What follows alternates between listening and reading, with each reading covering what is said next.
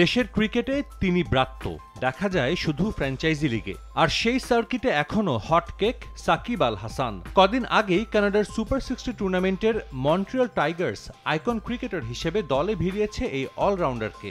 এবার সাকিব দল পেলেন আইএল টি-20তেও। সাবেক বিশ্বসেরা অলরাউন্ডারের সঙ্গে আরব আমিরাতের লিগে অভিষেক হবে স্পিড স্টার তাসকিন আহমেদেরও।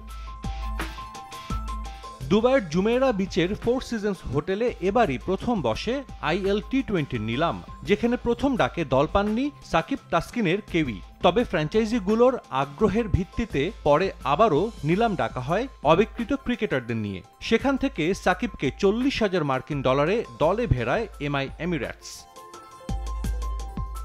জাতীয় দলের জার্সি গায়ে জড়াতে না পারলেও ফ্র্যাঞ্চাইজি লিগগুলোতে ঠিকই খেলে যাচ্ছেন সাকিব।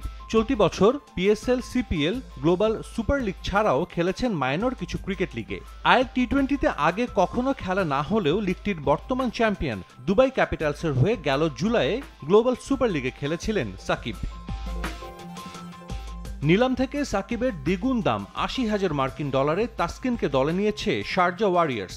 গেল বছর লঙ্কা প্রিমিয়ার লিগে কলম্বো স্ট্রাইকার্সের জার্সিতে দেশের বাইরে প্রথম কোন ফ্র্যাঞ্চাইজি লিগে অভিষেক হয় তাসকিনের। এর আগে আইপিএল থেকে ডাক পেলেও তাকে এনওসি দেয়নি বিসিবি। এবার ক্রিকেট বোর্ড তাসকিনকে আইএল টি-20তে খেলার অনাপত্তিপত্র দিলে দেশের বাইরে দ্বিতীয় ফ্র্যাঞ্চাইজি টি-20 লিগে খেলবেন। সম্প্রতি আন্তর্জাতিক টি-20তে 100 উইকেটের মাইলফলক স্পর্শ করা এই গতি তারকা। সাকিব তাসকিনের আগে অবশ্য আরেক বাংলাদেশি ক্রিকেটার আইএল টি-20তে নিজের অংশগ্রহণ নিশ্চিত করে রেখেছেন। এবছরের আইপিএলের শেষ দিকে মিচেল স্টার্কের বদলি হিসেবে দিল্লি ক্যাপিটালস দলে নিয়েছিল মোস্তাফিজকে। একই ফ্র্যাঞ্চাইজির মালিকানাধীন দুবাই ক্যাপিটালস দলে ভিড়িয়েছে কাটার মাস্টারকে। আইএল টি-20র চতুর্থ আসর শুরু হওয়ার কথা আগামী বছরের 10 জানুয়ারি। সাজিদ মুস্তাহিদ, সময় সংবাদ।